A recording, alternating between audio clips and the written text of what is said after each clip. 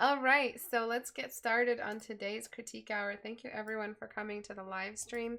I understand if some people are not getting the notification, and if you aren't, please, please, please go to, let me just pull it up really quickly. Go to the,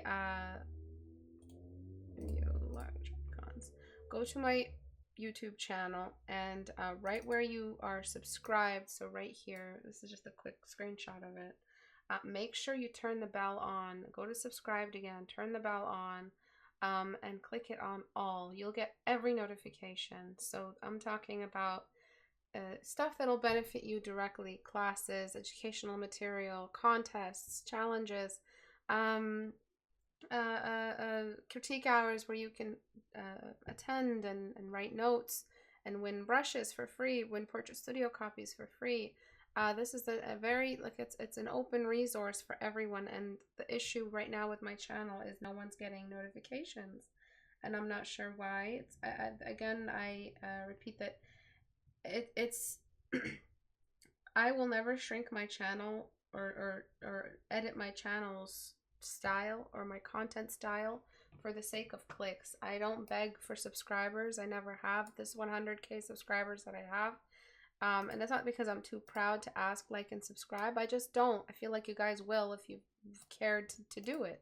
If you thought that my content was worth it, you'd like and subscribe. So I never really ask for that stuff. When whoever wanted to attend attends. The issue is that those who did decide to click subscribe on my channel are not getting notifications, which is killing me. It's actually eating away at my morale over here. So I'm trying to get everybody to go and click subscribe, click on the bell, fight the system that seems to be punishing my channel for not being ad friendly.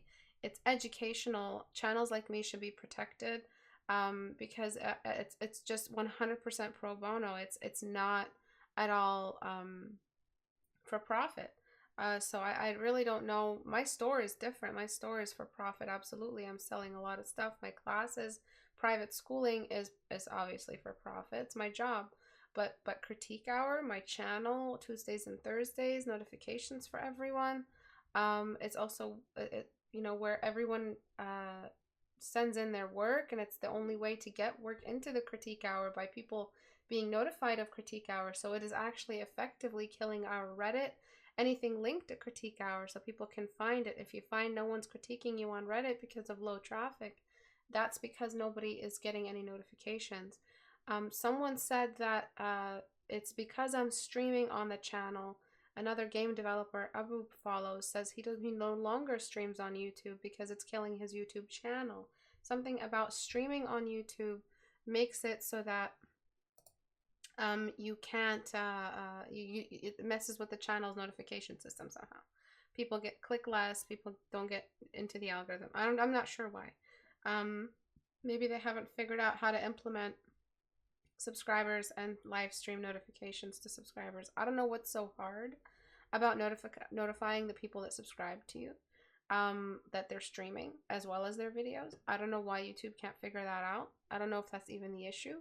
But I've been asking everyone to contact me through Instagram, through Facebook, if they know anything about this, if they've watched another streaming channel having a similar issue.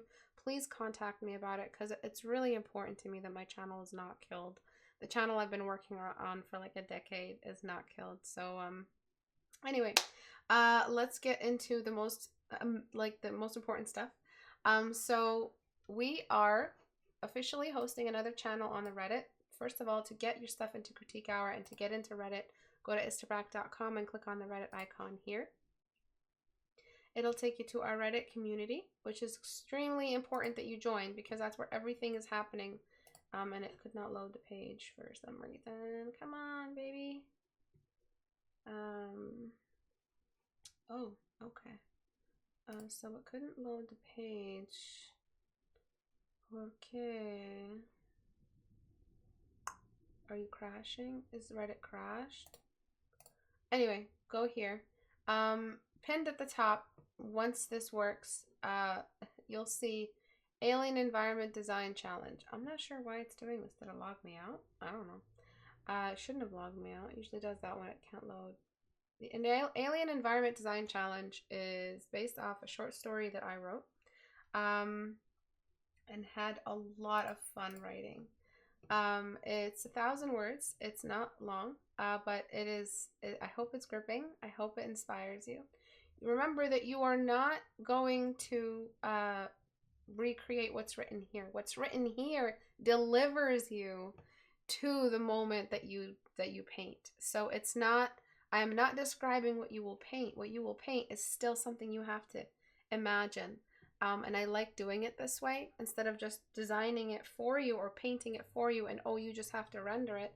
This is a real prompt. It's really going to deliver you right to the door, figuratively and literally, as we see in the story once you read it, to the door of your imagination. And I hope to God it inspires you.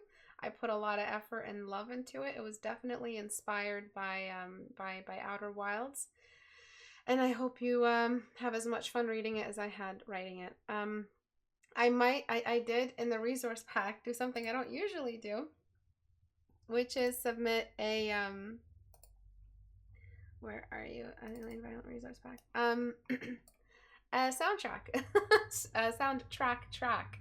And it is the Outer Wilds soundtrack. It's from the game. And it's the soundtrack, the track I listened to while writing it. And I hope that you have this a similar experience reading it as I had writing. Anyway, next announcement is a Portrait Studio sale is coming. It'll probably go live sometime next Friday or the 28th. Portrait Studio is what I will use today. And I'm sure you've seen it before. It's available on my store. It'll probably go down to $40 or $45. So if you want it and you can afford, you would like a discount, wait and get it once it goes on sale, so that you don't have to spend too much. If you want it now, you can always get it now, but it's good to wait since I've been announcing this sale since March, since I finished the last sale. We always have a summer sale that lasts a couple months. So if you can wait, so you can grab a copy for yourself. Today I'll be critiquing another Mermay piece. Let me close all this. So I will probably be using Portrait Studio quite a bit because we're going to talk about figures again. Let me put my glasses on, put my thinking cap on. Okay. Oh, thank you so much, Nerinium. You're so sweet. Thank you. Thank you for doing what you do. Your channel should be protected and not penalized. I love your content and your voice rules too. Oh, thank you so much. Thank you. Sadly, need to wake up early tomorrow. I'll catch the recording. Thank you for popping in though. Thank you so much. All right. So let's get started. What do you guys notice? If you guys would like to be involved in this critique, I'd love that. What do you guys notice about the figure? So when you think mermaid, all right, when I think mermaid, and this should be what you all exercise in your minds. This is what you should be thinking about when you think figures. You think movement, think gesture lines, but especially a mermaid, especially because it's almost like a zero gravity. Well, that's what they do when they train astronauts. They train them in water. It's really similar to zero gravity. So it's almost like a zero gravity floating, free movement, no rain, no linear downward drag of gravity when you are above water. So when you think of a person standing, you think of someone like that. When you think of a mermaid, any of these work. So what I'm going to do really quickly in front of you guys is just do a quick mermaid sketch, just something rough, not my best work, but I'll do my best. And now I'm going to do a couple really high motion gesture lines, just doodling anything. And I'm just gonna, since it's mermaid, it's all fun and you know, and interesting. So when you think of mermaid, you think about this stuff. So I am gonna stay on my rough layer and just throw in a couple shapes. I'm gonna throw her face, like her head downward a little bit, facing away, and then throw another couple gestures. So if she's floating, maybe her hair is like that.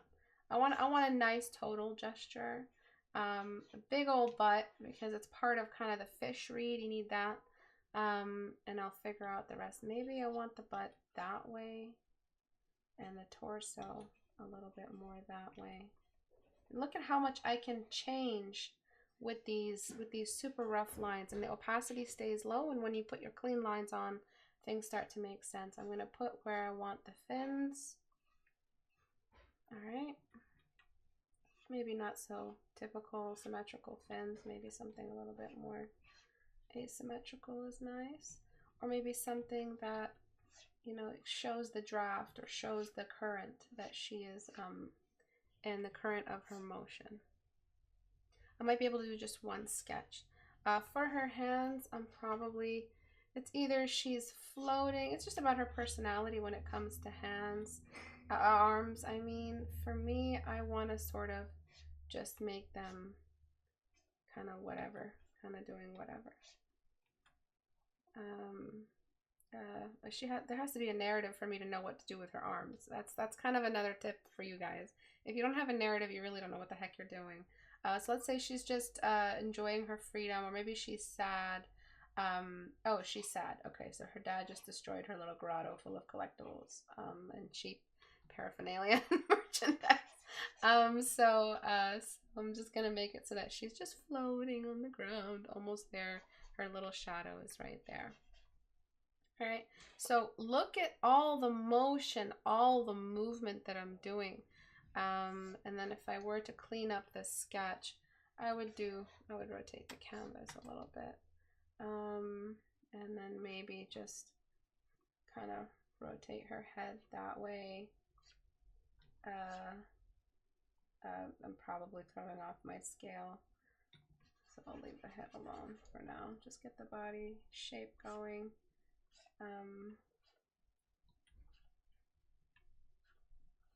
And I usually go back, and she's kind of just like floating down. I usually go back and change some of these lines. I just want to show that kind of snake-like thickness to the shape of the mermaid bum, and I'm not sure if I want to show the back or the side. This is a lot of stuff to be deciding on right now, right away. One arm here, and then the forearm, I'm gonna make it a little bit more kind of like performance, like kind of like someone dancing on stage.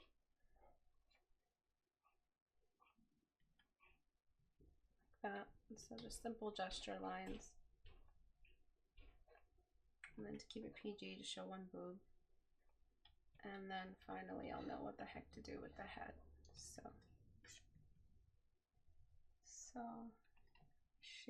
I usually just start with the nose, figure out what I want to do with that.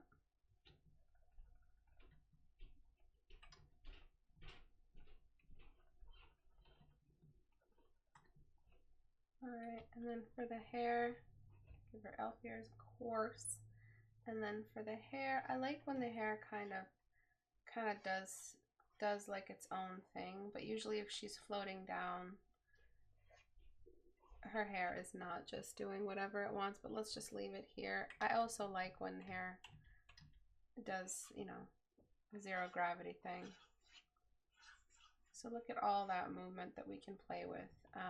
And you can, if you don't know what to do, you could go on that almost zero opacity layer and just throw around a couple of lines and see which one works for you. So I like it when it's like that, and a little bit like that. Or actually, like that is fine. Alright, so she's just floating there. And then rotate the canvas, give her that little aerial skirt mermaid thing, a little belly button. So look at all the ways, and if I could just record my hand, I really should get like a hand camera, just so you guys can see what I'm doing with my hand. My hand's all over the tablet, I'm sure you could hear it. So much motion, so much movement. It's not the best sketch, but you're pretty much unrestricted when it comes to mermaids, anything zero gravity, anytime where you're creating a gesture where you have flight, where you have someone who's just defying gravity, you really need to start exploring gesture on a much more grand scale. And these are just so fun. So this one here, I see like a spine, I see that, and then, you know, not that big of a booty. Let me just oops, let me just see what I can do. This is kind of where I want that pivot point in the fish shape, and then it all reaches a point like that, and then we throw in the little fins. And you can do whatever you want with them. You can get a whole new gesture line for those fins, or tail, or whatever it's called. And this one kind of seems like she could be kind of on a cliff, not a cliff, but like an edge, kind of chilling with her ladies or whatever, and she's just resting her head there. I did not plan the rest of the gesture, so I'm guessing my way around it. And she's kind of just like chilling there. So you see a lot of gesture, a lot of opportunity for gesture. And then I'll do the little stomach area here, a little belly button. And actually, I want to show where her cheek is. A little bit like that. So there's a lot of exploration when it comes to drawing gestures like this. And it's unforgivable when you have just a stick of a character like that. It's unacceptable. So what I'm going to do is, just if you don't have anatomy knowledge, you know, I'm not saying I have anatomy knowledge. I have a floating anatomy knowledge. I have not wasted time memorizing every little individual muscle group, which is an absolute waste of time. What you need to understand is motion. Take all that energy you spend on understanding muscle groups and spend it watching animators work, watching the human body move, watching ballerinas at super low speed on YouTube or something, watching people swim, watching just watch. You're an artist, watch. You know, I'm sorry, that was just came out really loud, but you're an artist, watch, start watching, observe. That's what artists do. And when you're not doing that, when you're not observing, and you wonder what happened, you know, how many years have you walked on this earth and you haven't been observing this whole time? What have you been doing? You know, what has been stored in there? And usually that's how you find your vocation. Usually that's how you find what you're meant to do. What do you observe the most? So people who observe clothing on people the most, that speaks to them, they usually go into fashion or some kind of, do you understand what I'm saying? People who really feel something when they look at a car, that's how they know. So what are you observing? Are you really observing people? Are you really observing things, the way they look, the way they sit with the light on them? That's how you know you're an artist. So you need to start observing people move if you want to get better at anatomy. It's 1 + 1 = 2. It's very basic stuff. If you're not observing people move, what are you looking at? A still picture of an anatomy muscle group? You're not a surgeon. You're not studying to be a surgeon. You don't need to know where every individual capillary and artery is. You need to know how they move. That's what you're painting and drawing, moving creatures. And when you have a painting like this, I can't help but rant like that, because you're talking about a mermaid that you should I take a screenshot of those sketches for the thumbnail? Probably. I don't know, they're really shitty sketches. So when you're painting something like this and the character is barely moving, I'm not looking at a mermaid. I'm looking at a statue of a mermaid that fell into the ground.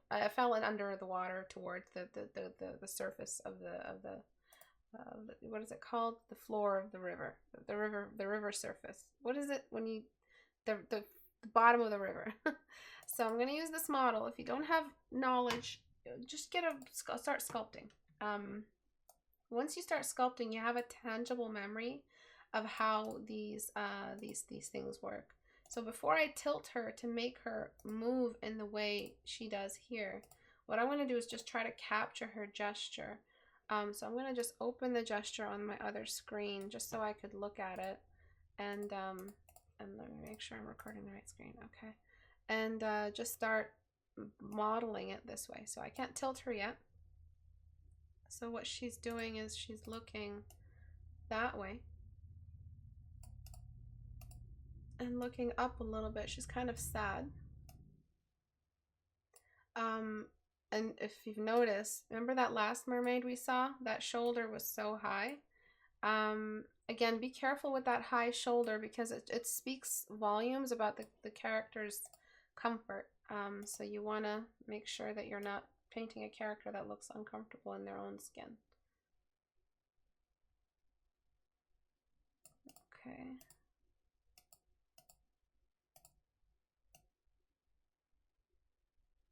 Alright, so I'm just gonna press W and move down the shoulder just so it's a little bit less tense.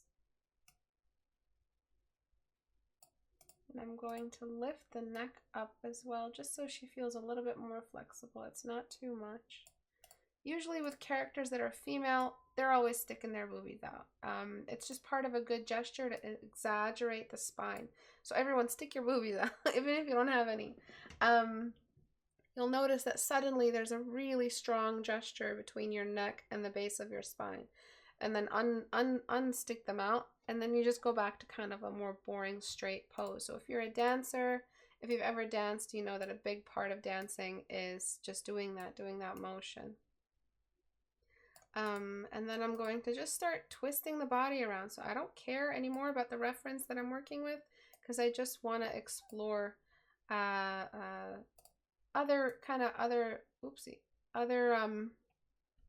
ways to pull off the same feeling, like a girl kind of just suspended in the water. So she's floating on the water, getting pulled down towards the water. So usually when we do that, it's like laying on the bed. You're collapsed on one side, and one side is more squished than the other. So this arm should actually be floating a little bit more this way, and this one should be a bit more straight. And then maybe she's twisting. So we're gonna have, I'm gonna actually shrink her upper body and increase the size of her head. And that's kind of how you get that anime big waist look. Oops. And then I'm just gonna move her hips out just to get some of that mermaidy kind of silhouette, but push in using E. Push in the legs to create the look of a tail. It's okay if they're overlapped because I'm just trying to do that. And then I'm just going to do something controversial. I'm going to do something like that, and then finally I'm going to just try to really exaggerate some of that motion. Alright, so just trying to think about how she's rotating as a fish, how she's moving. And you can bend things out of their proportion on the models in Portrait Studio, so it'll help you kind of create these little silhouettes. And so again, I want it to feel like she's moving down and pushing against gravity. She's kind of like moving away from the surface of the water towards the base of the water, and so she's kind of floating down. And then you can control the light. In this case, the light was coming from above, directly above her. And then because the light environment was so dark, I'm going to just kind of, without really worrying about it, just darken the scene. I'm going to decrease the strength of the shadow softness. Let's decrease it. I think I have ambient light on. Yeah, never mind. I'm just actually going to increase it so we can find exactly where the trail of the light is. And then we're looking back at the reference, right? So it's still very stiff. We have a lot of adjustments to make, but the point is now is that it feels a little bit more flexible and more organic. And I'm just going to exaggerate some stuff. And there's a lot of stuff you can exaggerate. even if it doesn't look proportionate on the model anymore. It's just about what we as artists, we never really draw anything realistic. Everything is always a cartoon in comparison to a photo. So you could get away with cartoony anime movement. Do you know what I mean? It's a very limited range, but you can get away with a lot. I kind of want to bend her arm a little. You can always just put her other arm behind, kind of floating away. But I just want that little bit of space in between as she's floating away, as she's floating down in a way. All right. So I'm gonna close that. Hide joints, take a picture, and see what we could pull off. So I'm just gonna close Portrait Studio. I got my reference. I feel like it's what I want to see, and it feels right to the reference. So that's something else. If something hits, you know, something kind of feels right about the reference, just let the reference go. There's so many things you could do with a reference. You'll be there all day deciding on tiny little motions. Just get back to your painting once it feels right, because the painting, it's going to do its own thing. And it's okay that it's a vertical canvas in this case, I guess, because it's not really an environment painting. It's about her just kind of floating down. So this is going to be one crazy liquefy. So bear with me while I figure all this out.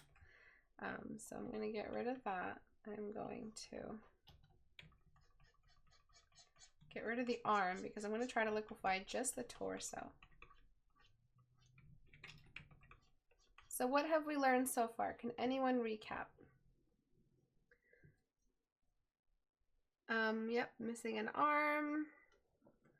Mermaids are the ultimate lines of action practice. Absolutely. I never actually sat down and noticed how much motion is in the gesture of mermaids. You can draw a scribble and it'll look like a mermaid, as I've demonstrated. Riverbed. Thank you, Riverbed. I can't say I fully agree. Learning anatomy has helped me, but it always supplemented with gesture too. I don't agree at all. I don't want to ever recommend to students to go study muscles before gestures. I will I always 100% with my students make them go study moving gestures. I never let them waste time with muscle groups, because at the end of the day, you could study muscle groups that aren't even visible and aren't even surface visible, meaning that you can study the muscles that are just right out there, the biceps, the triceps, but you are not going to all those smaller muscles, all those smaller groups, all those things that barely, a photo will always be there to indicate where those little muscles are. And you're wasting all that time not studying motion and gesture. Losing time studying static muscle groups versus movement that has frames to it, such as an animator. A still image is useless to an artist, especially a still image of a machine such as us that is a moving machine. We are a machine of movement. We are not meant to sit down and be understood through a still image. An alien species that came to the planet long after our extinction is not going to understand what the heck we are with just a picture of humans. It needs to see us moving to understand what a human is. So that's how we are. We're the alien looking at the human being and understanding it. And understanding individual muscle groups is such a finite part. It's not something that is part of understanding the greater picture. We are visual artists. We want the outside picture, not the inside picture. Or we prioritize the outside picture. Yes, exactly. Though my brain has a hard time retaining the names. I always retain what I learn about the motion. Anyway, let's keep going. So I'm gonna filter, liquefy, and just start on this. So starting with the neck. And I have just a bit of an issue with her looking that way. She's looking at the light. Make her look at it. Why is she looking down? Is something sneaking up behind her? Put an octopus then if something's sneaking up behind her. She seems a little bit forlorn, so she's most likely, you know, something just happened to her where it's just super depressing. Right, so I'm just gonna start fixing the rotation on some of this stuff.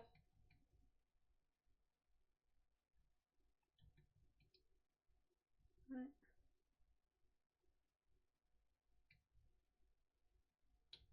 And then over, I mean, it's part of style, but don't show too much of the eye if it's in 3/4 view. It starts to look a little less like rotation, a little bit more like anime. But there is always the balance between anime and everything else. I might keep the old size, but the new rotation, so I might rescale it.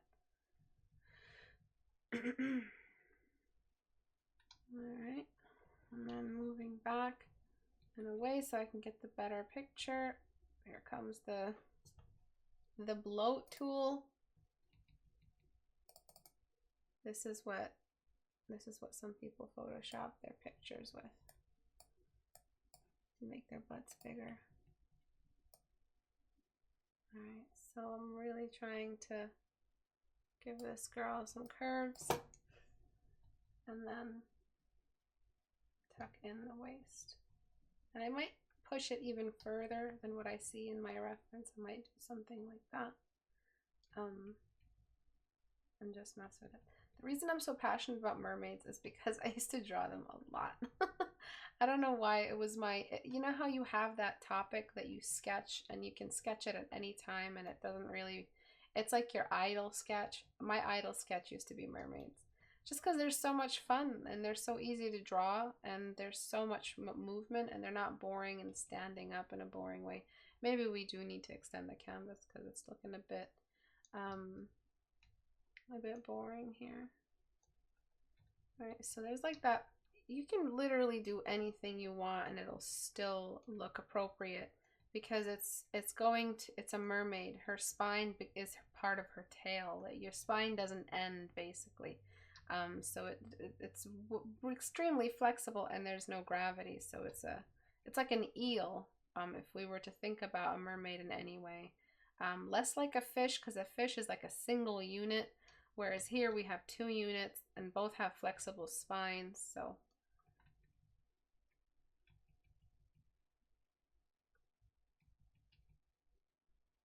I'm trying to work with the rotation in the head versus what you have here. I do want that little chest area that I had as well in the reference, which is going to be tricky to pull off. But we do have the underside of the neck, so it shouldn't be too hard. And then I'm going to try to find the shoulders. Might have to tilt the whole character down. Find this shoulder.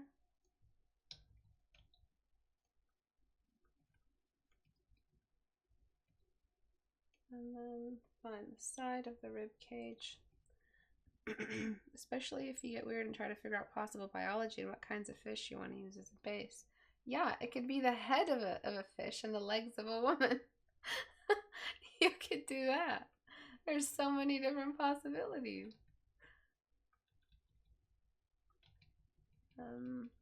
I don't want to get into the knees too soon. See how when you have a constricted canvas, you want to finish the gesture before it's even biologically possible? Like, we weren't ready for the knees here. I think that's enough changes. I am missing the entire perspective on the chest, which I might Photoshop in from Portia Studio, so to save me some time. Let's just do a breast extraction.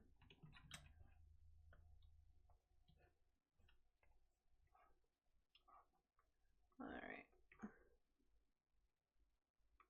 It's small. Let's just keep it like a bit smaller. Okay. And then I'm going to just let it kind of float inward. And then color correct some of that real quick. So color, just like I did with that one scene, like how to make a league splash video I made a while back. Who's seen that one? I'm kind of just trying to really quickly find a combined way of making this work. So as quickly as possible. All right.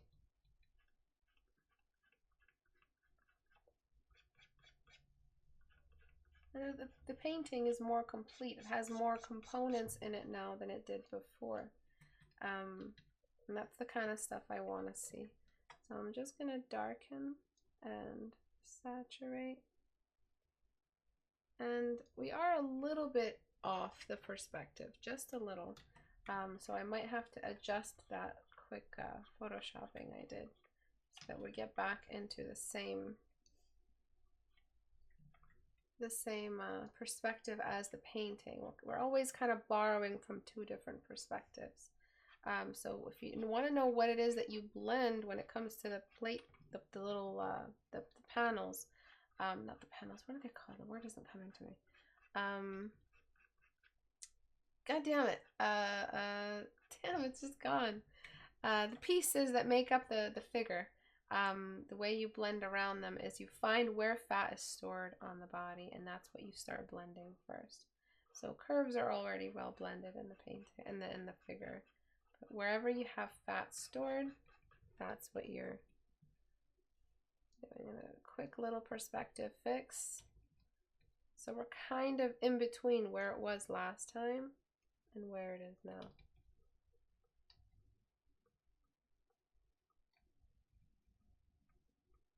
And I'll delete away what I want to get rid of. And then throw the hair back in front.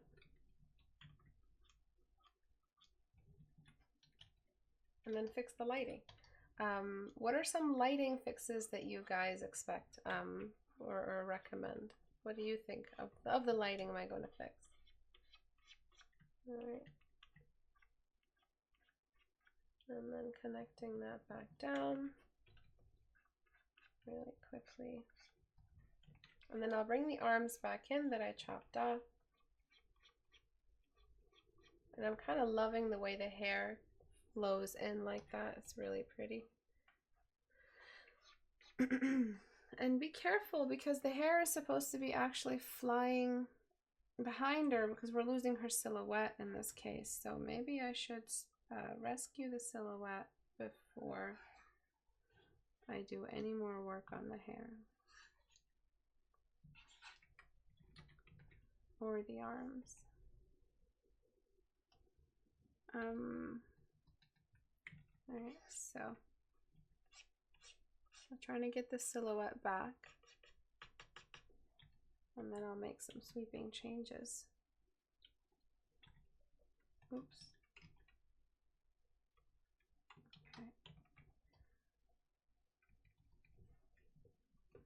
Okay. It's underwater, so lighting should mostly be on the surface, so the part of her face, facing the seafloor should be darker. One thing I'm gonna do and take the creative liberty to do is just make her glow. Just like these little fishes here are glowing, I feel like the best option for us at the moment is to bring in a secondary light source of some kind, because it feels a little deep sea, and it feels a little bit lacking in something.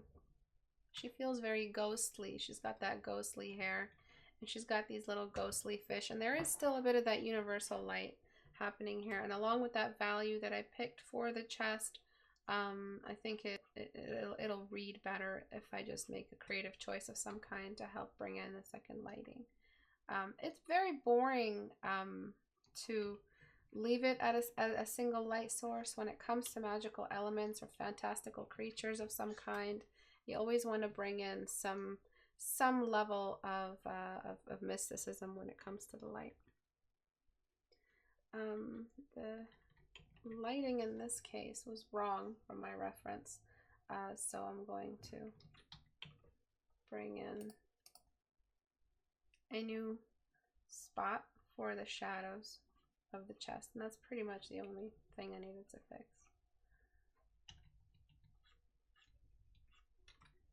Alright, so I'm just changing where the shadows on the chest are. And then we've got the diaphragm,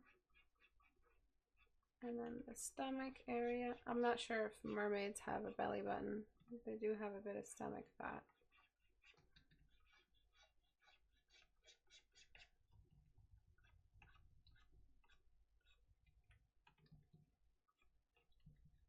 And then merging that down. And then kind of just bringing that down this way. And the same thing with the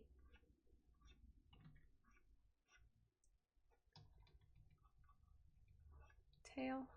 Just borrowing from that light source. And then with the face.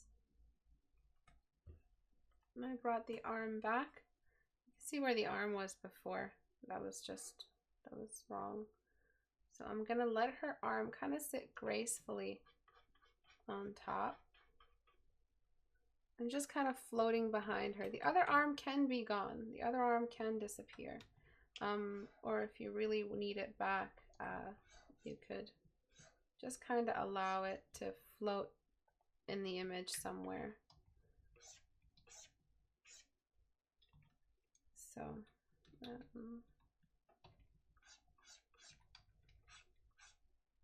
I'm just letting the hair sit in front of it. And that's kind of where the forearm is. And then we've got the hand, which I've conveniently tucked away. And I'm liking kind of what's happening with the hair being behind her, but again, I'm still not sure.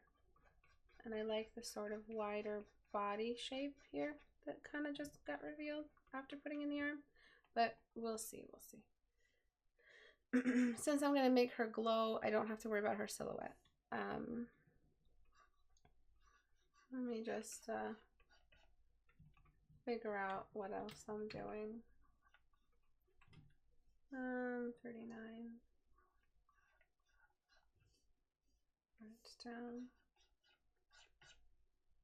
Just a bit more.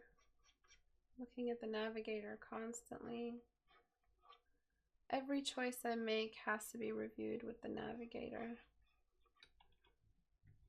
Actually, that was really nice, that little hair loopy here.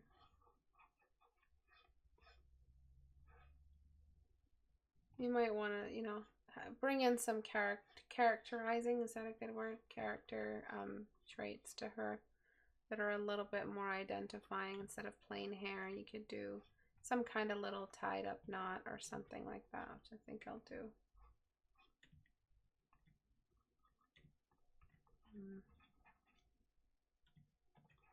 Even if she's ghostly, she can have characterizing features, because then after all, you know, it is magic, it is fantasy, and without it, she's really just gonna look like a nondescript ghostly character. But she does feel like someone who's been you know, like love or something, you know, heartbroken, stuff like that.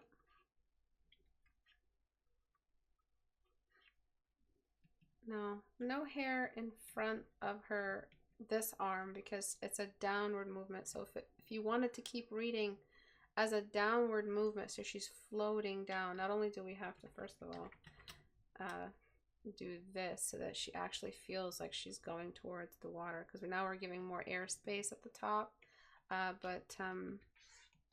But yeah, we need to make sure that we're constantly promoting the feeling, like all things on her person are moving in that direction downward.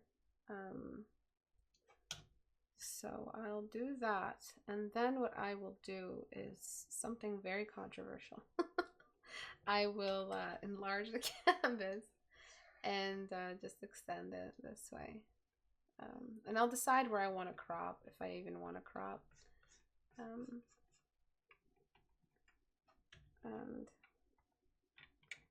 just, oops,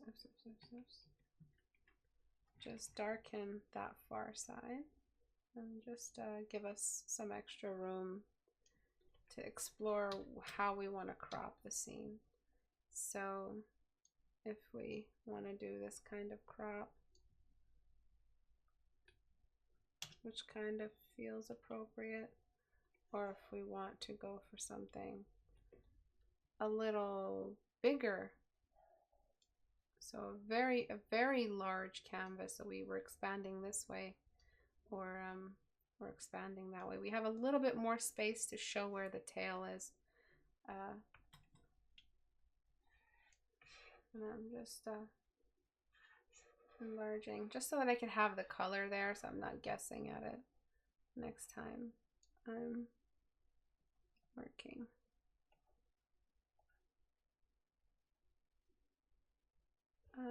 I actually do like that crop, so what I'm going to do is pick up the tail shape, paste it, and try to incorporate it. Just getting the tail first so that I know exactly where I'm supposed to be cropping. And if I want, yeah, definitely do. I definitely want that upward motion from the reference.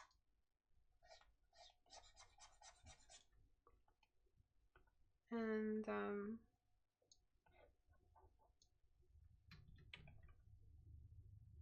that feels a lot more like a natural. I don't even need that layer in the back. It feels a lot more natural. All right, so let me correct that. Sorry about idiots in my fucking neighborhood with their stupid bikes who think they're the hottest shit, but they secretly don't know that everyone cringes when they rev by. Ugh. I have never seen a biker and not cringed. I'm sorry if you're a biker. I don't get it. I don't get being loud in neighborhoods. I've never understood. You just look like an asshole. This is a residential neighborhood. Why are you revving through it? You think you're hot? It's not. You're not hot. Newsflash, you're not hot. Alright. Moving on. Public service announcement over. So I'm just gonna darken the scene and bring in that ghostly white. Whoa, that's too much. Too much ghost. Bring in, I'll just borrow it. Bring in that ghostly white value you have up here. And I might crop again, but I just wasn't comfortable with that really almost square canvas you had.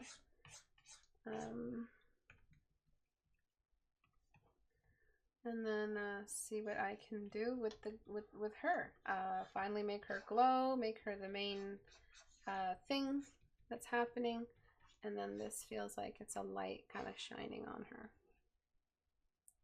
The little fishies, I want to expand on those and see what I could do with their shape.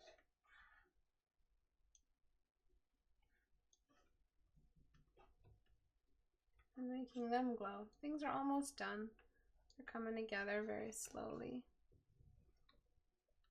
Some fish you might want to have right on her. The arm, I did not make the arm rotate shit before merging it, so I'm gonna have to do that. Alrighty, so then now what I'm gonna do is do my fun little trick where I'm darkening and illuminating. So I'm gonna pick the environment value and go back down there, little fishies, and I'm going to darken.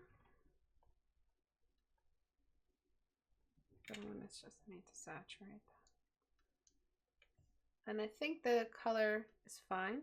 Not darken and illuminate. Darken and color correct. I think the color wash is fine as it is now.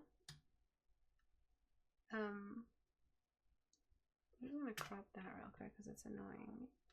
And then now what I'm gonna do is find which mode I want to mess with so that I could get that glow effect.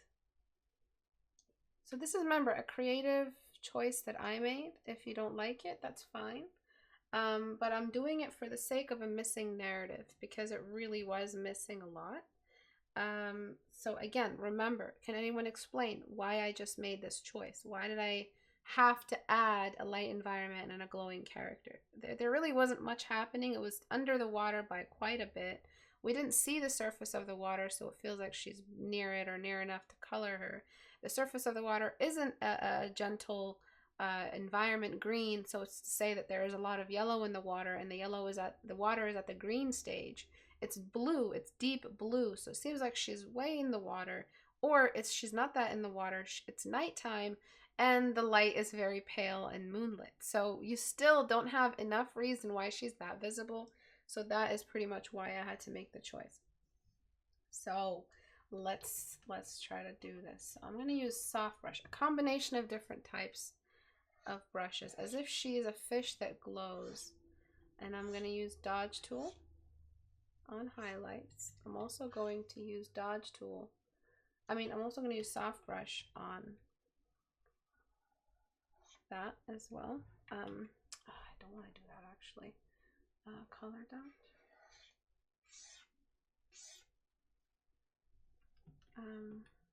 Being very careful not to mess this up. I can also use soft light layer, which is a fun way to make something glow. Remember, when you do make things glow, you lose contrast. But I don't really think we're in dire need of contrast right now.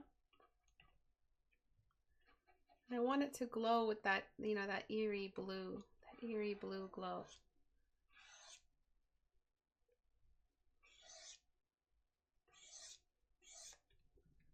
And I think that is where the magic comes from in this case. So it's always very, very fun to mess with this. The same glow for the fishes that surround her as if they're her protectors, or they're a formation of her magic of some kind.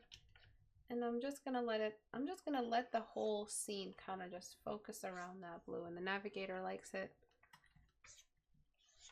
And I still want that, the fish, the tail, all that, it's still not perfect, but it's something, and we can still see some of that daylight. It's just to tell a story that there's a distant lost love or something linking her to the surface of the earth, to the surface of the water, as is with all mermaids. They're all linked to the surface of the water somehow.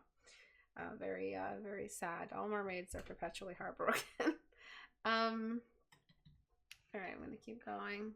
Go back to my soft light layer, and I'm gonna try to perfect some stuff here, try to get the fish to look a little bit more appropriate. So remember, soft light layer is what we used, and just try to do something interesting with the fish. At least get them to a point where they feel like they're adding a horizontal effect. Maybe I could just hand paint it. A horizontal effect to the canvas, because everything seems like this, and when you have something like this, it looks really cool. So let me just do that.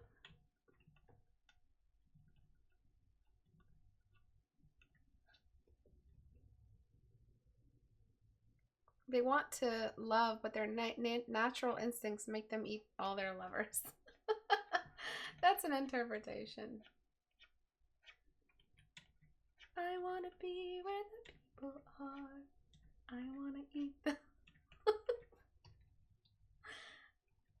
Oh man, that's my favorite. One of my favorite songs. Now I'm about to just get into sing song. Damn it. Alright, just extending it. Just elongating some of these little boys. Some are further in the distance, and so they're a little bit more dim and tiny. Oops.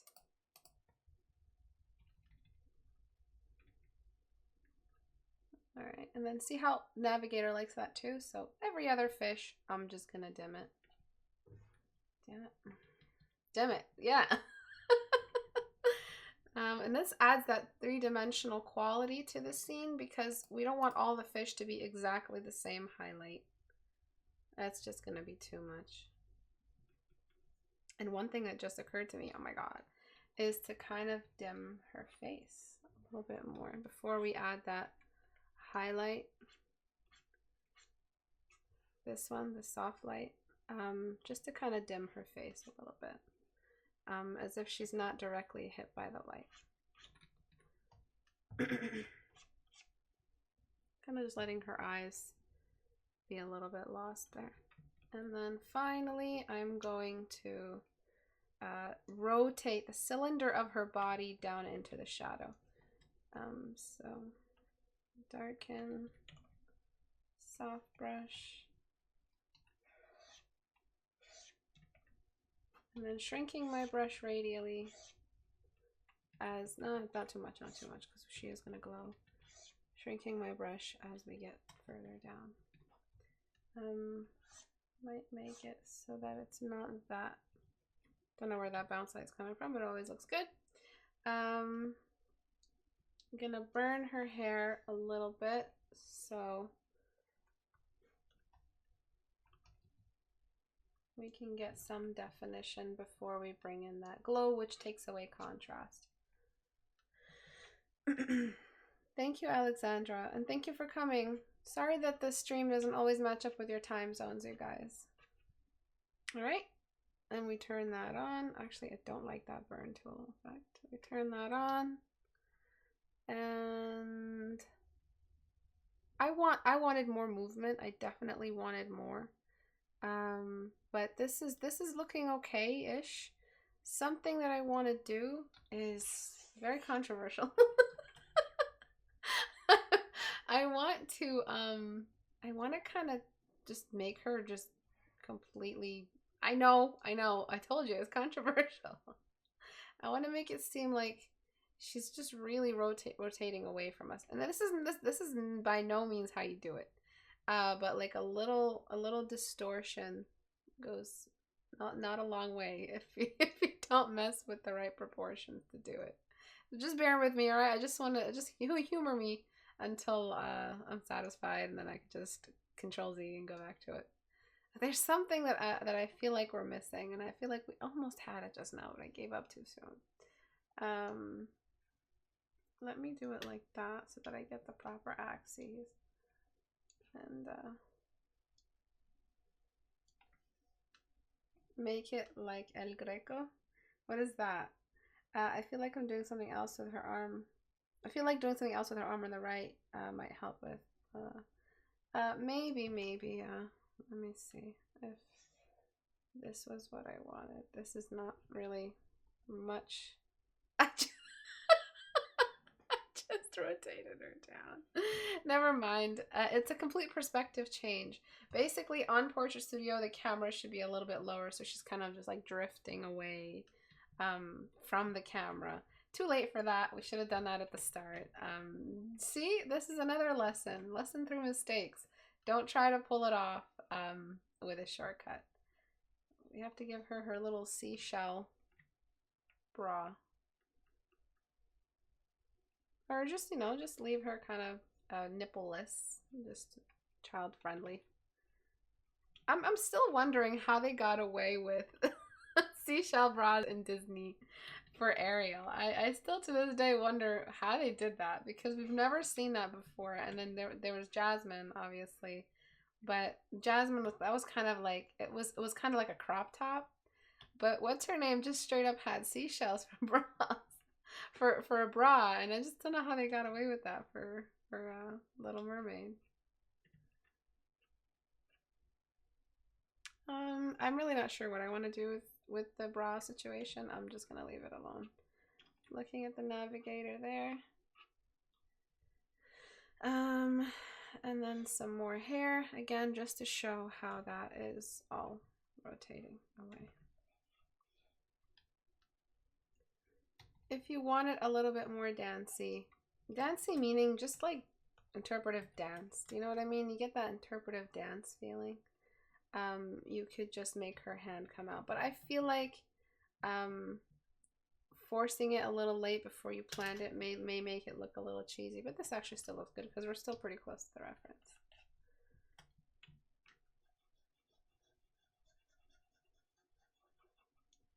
So if you wanted to kind of go back to where we were, you could make her arm come out like that. So look at the navigator. I think it looks good. I'm going to leave well enough alone since I forgot to rotate the arm. That was my fault.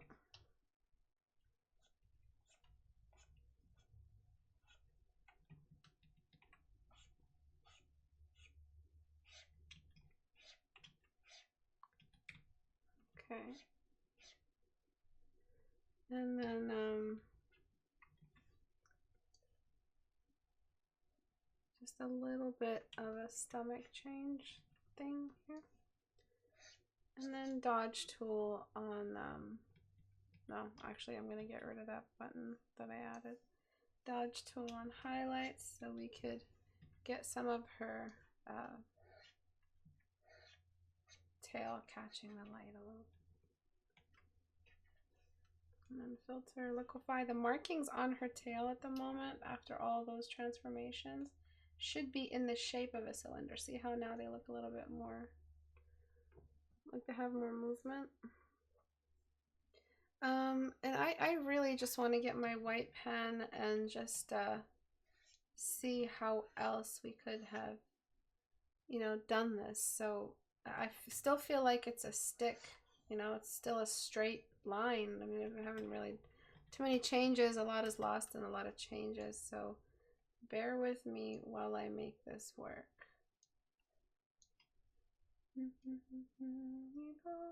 Too far. Triton has no place to talk. He's completely naked. Oh, Triton. Liquefy. I'm gonna try to use liquefy. Now that song is in my head. I love that song so much. Alright. And then,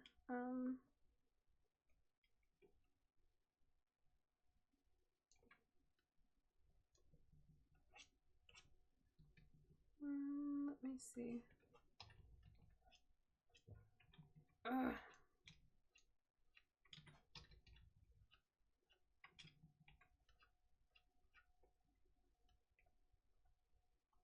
I mean, it's nice when she's straight because it kind of just feels like she's blah.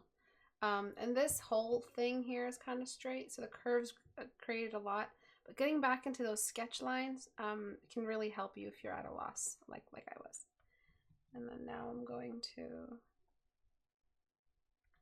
make sure I have the right placement, and I'll just erase.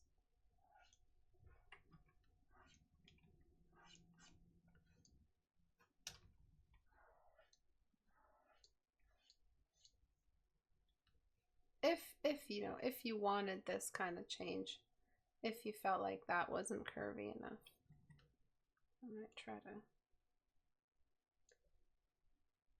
do a little bit more.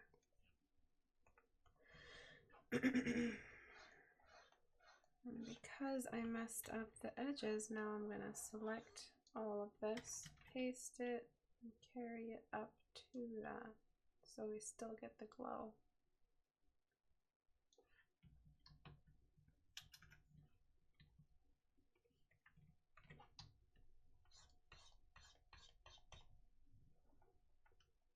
Okay, so a little bit more gesture. Floss the arm a bit.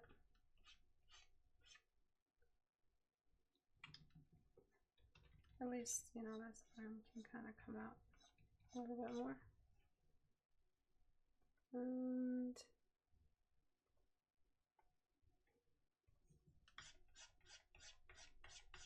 that fish is like, excuse me. She feels a little long now. So it's like, thanks. I'm swimming here. Well, excuse me.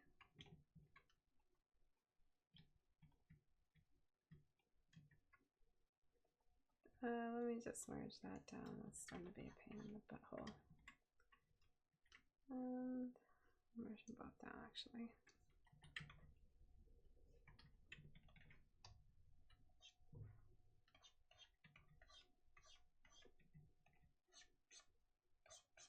Oops.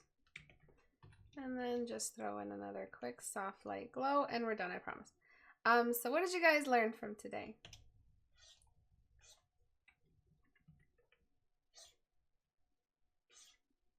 I'm gonna merge that down and then just darken the scene a bit more and then saturate it a bit more. And I think that makes it look a lot more magical. And you can just, you know, mess around with where the blue's coming from. Like this makes it seem a little bit more close to the surface. So you could start messing with some of the pure whites. But this, I like this color very much. It's one of my favorite colors. just that bluish magical color. And if you wanted to add a little drama, hide her face, but make her eyes glow.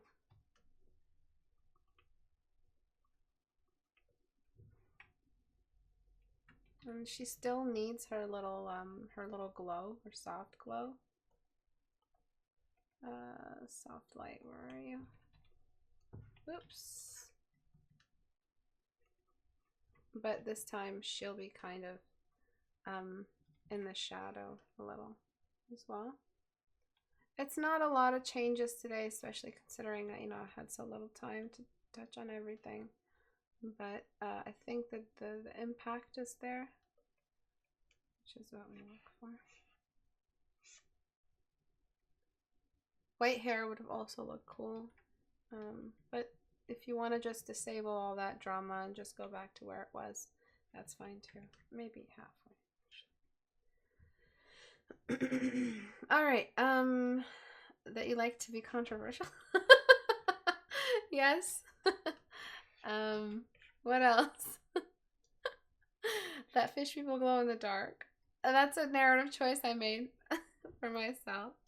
That's a thick fish tail, yes. Now she turned thick. Tuna. Gesture serves narrative. Thank you, Lighthouse. Yes, it does. Please employ it. Take more time, especially if it's a fish that's just glowing in the dark. I mean, not glowing in the dark, but especially if it's a fish mermaid girl.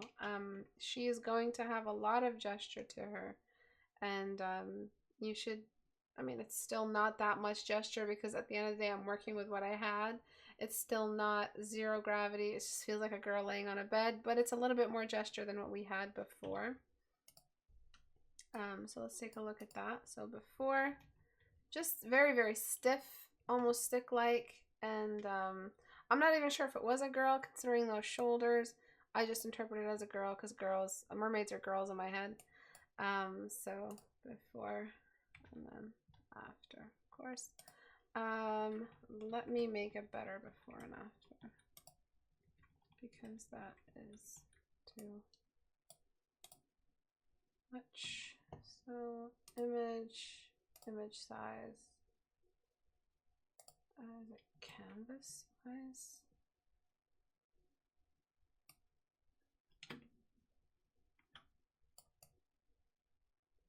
I guess this is fine. It's not the full effect since now we have a bit less of a crop because you can see we're missing space.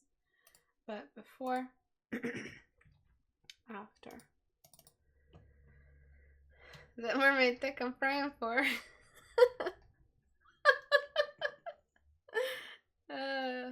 Alright, so before, after, before, after. We at least have that curvature in this hip, in the hip line and the silhouette. I wish we had like some tails, because that's like the best part is just layering the tail. So basically what you do is you put the first one in and then you choose whatever color, you lower the opacity, and then you put the second one in and you choose whatever layer you want or whatever shape, and then you lower the opacity and then they layer just like that, and then you blur them. So filter, blur, Gaussian blur, just a quick little motion blur, nothing too crazy. And now it just feels like her fish tail is right in front of the camera, which is nice. It's a little bit more blue and we kind of lost her silhouette, but it feels a little bit more gestural this way. And you can take those two, put them anywhere really, put them there. And there's so much more you could do with her in that same way. Maybe she's got little fish fins there too, and they also could be like a veil-tail fish. I used to own fish, which is a big reason why I ended up drawing a ton of fish, a ton of mermaids. They're my passion. No, they're not, but they're very fun. All right. Spinning around, you don't get too far. Tail is the best part, and then you blur them. French Istebrak. And then you blur that escargot. Passion player. To a Frenchman, you know, when they see a fish like that, they just see escargot. They see caviar. Joking. What am I even talking about right now? I'm just remembering Frasier. All right. To all my French watchers, I'm not trying to talk shit about you. All right. So I think that's it. We're done. If you want to, apparently I'm not done. If you want to make it so that it seems like her tail is floating, flip horizontal. No. Yeah, like that. No. Like that, and then like that. Is that exactly where I was before? Is that where I was? Is that where I was? Oh, someone accept. Yes, it was. No, it's different. It's different. Anyway, let's just call it a night. So before, after. Let me turn those fishy tails off too. Before, for the initial before and after. Thank you everyone for coming. Some of the fundamentals that we covered today really quickly is narrative is employed. Narrative employs gesture. You need narrative. It's not something you could sign off.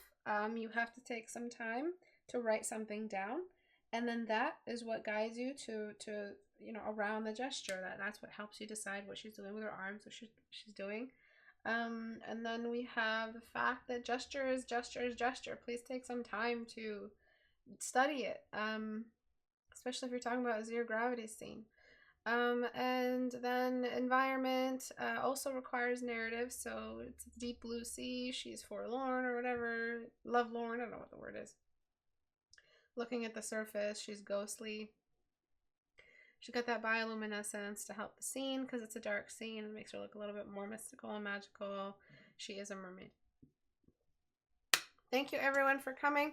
I will see you guys on Tuesday or possibly Thursday next week. I've been just going down to one critique hour a week to help me a little bit with my recovery, which is a little slow, but it's better than it's ever been for me medically, but it's still, I'm still feeling the impact of the surgery. So thank you everyone for coming. I'll see you guys next week, and don't forget to go to istebrak.com and go to the Reddit icon. Portrait Studio, which I used today, will be on sale by the end of this month, and so if you want to buy it now, you can always buy it now, but it'll be on sale down to $45 by the end of the month instead of the $60 that it's at right now.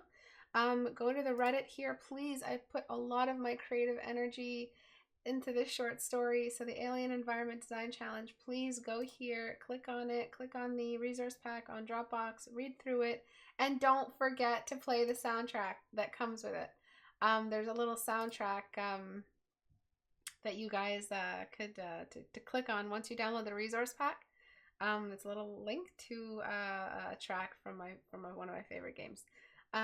Listen to that track while reading the narrative. It's actually really fun.